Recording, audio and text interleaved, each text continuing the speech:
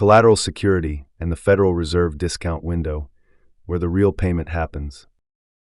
What if the money you think you owe is already paid by your signature? Dive deep into how promissory notes become collateral securities and how banks secretly use them at the Federal Reserve discount window to get paid before you ever make your first installment. This isn't theory, it's codified in law.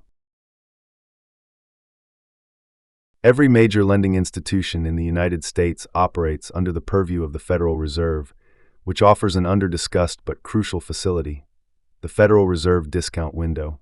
This mechanism, authorized by 12 U.S.C. Section 347, allows qualified institutions to receive Federal Reserve notes in exchange for eligible collateral. But what constitutes eligible collateral? Your promissory note.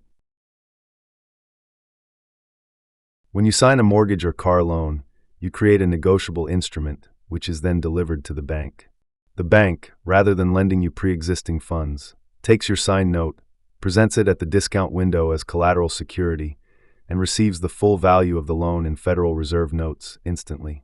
This process is detailed in Operating Circular No.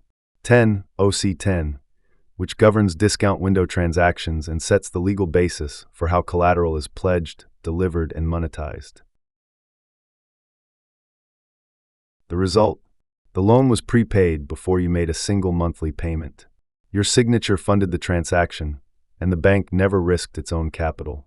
In fact, by endorsing the note with no conditions, i.e., a blank endorsement, you unknowingly granted the bank the right to monetize your debt instrument and simultaneously retained full liability for repayment.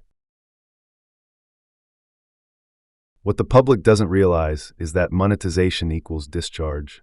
Once your instrument is pledged at the discount window and payment is issued, the underlying obligation is extinguished in equity.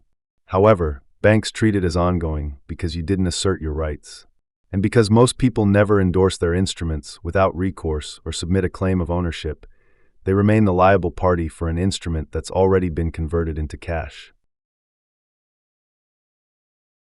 The entire Federal Reserve architecture is premised on this process.